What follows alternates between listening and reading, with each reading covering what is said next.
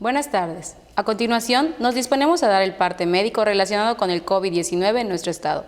Adelante, doctora Pati. Gracias, doctora. Buenas tardes. Este es el parte médico de este martes 20 de abril. La pandemia sigue y no es momento de bajar la guardia. Es muy importante que todos, en especial los adultos mayores o personas con enfermedades previas, acudan de inmediato al hospital.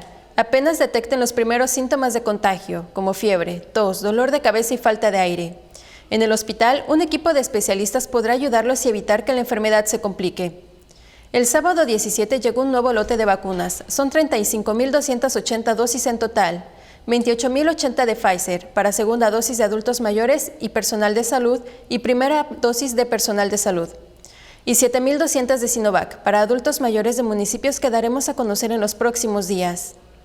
Ayer, lunes 19 de abril, en Ucú, Mocochá, Xochitl, Tella y Cusamá, se comenzó a aplicar la vacuna contra el coronavirus a adultos mayores de 60 años. El jueves 15 se inició la aplicación de vacunas a adultos mayores de 60 años en el municipio de Mama. El miércoles 14 en Samajil, Zacalum, Tixmehuac, Ixil, Talchac Pueblo, Sanacat, Sutzal, Silam de Bravo, Tecantó, Tecal de Venegas, Yobaín y Jují. El martes 13 en los municipios de Chumayel, Tatsiu, Guayma y Suma de Hidalgo.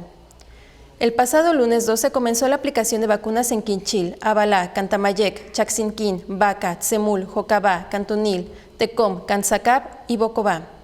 Igual en Soncahuich, Timucuy, Tuncás, Chancom, Chocholá, Sinanché, Jomún, Muna, Jalachó, Teabo, Yaxcabá, Tecó, Tzucacap, Citas, Suquilá y Sotuta.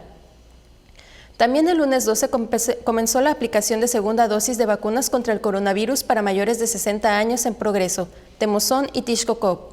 Esta aplicación ya se realizó en su totalidad. El miércoles 7 de abril se comenzaron a aplicar 129.600 dosis de vacunas contra el coronavirus.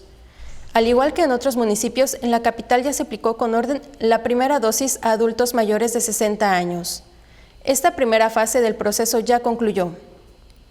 Es muy importante que las personas respeten el horario que se les designe y así evitar conglomeraciones. Se recuerda que las vacunas se ponen a la población que ha sido previamente registrada y seleccionada por medio de las plataformas del gobierno federal, quien está a cargo del proceso de citas y registros. Como se ha señalado, en la reapertura económica los datos más importantes son la ocupación hospitalaria y los ingresos diarios. El día de hoy tenemos 155 pacientes en hospitales públicos. 31.924 pacientes ya se recuperaron, no presentan síntomas ni pueden contagiar. Esta cifra representa el 87% del total de contagios registrados, que son 36.463. Hoy se detectaron 86 nuevos contagios de coronavirus, 52 en Mérida, 5 en Canacín y en Valladolid, 4 en Progreso y Tizimín y 4 foráneos, y 1 en Acanqué, Baca, Concal, Junucmá, Izamal, Motul, Sellé, Suquilá, Tecash, Ticul, Tzucacap y Humán. De los 36.463 casos positivos, 305 son de otro país u otro estado.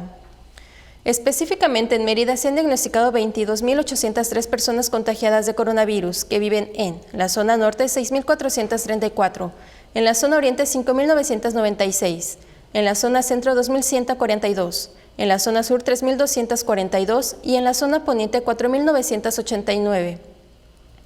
Lamentablemente en este parte médico informamos de 8 fallecimientos. Son 7 hombres y una mujer, de un rango de edad de 39 a 74 años. Sus principales enfermedades fueron hipertensión arterial sistémica, diabetes mellitus, obesidad e insuficiencia renal crónica.